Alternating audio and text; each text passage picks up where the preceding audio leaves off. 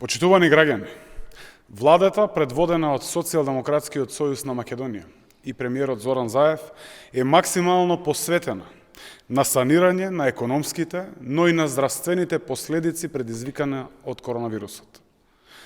Последен пример за тоа е усвоениот ребаланс на буџетот за 2020 година. Со него се обезбедуваат средства за реализација на четвртиот пакет мерки вреден 470 милиони евра. Обезбедуваме силна помош за стопанството, но и за граѓаните кои се силно погодени од кризата. 70 милиони се наменуваат за поддршка на 83.000 работни места и субвенционирање на вкупно 250.000 плати за месеците октомври, ноември и декември, во висина од 14.500 денари до 21.776 денари. Обезбедени се сериозни средства за поддршка на туристичко-угостителскиот сектор, за наечиите и вршителите на самостојна дејност. Со 27,6 милиони ја стимулираме приватната потрошувачка преку платежни картички од 6.000 за 283.000 наши сограѓани.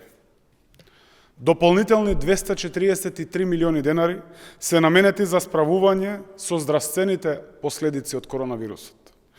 Овие средства ќе бидат распределени за набавка на лекови, вакцини и тестови за COVID-19.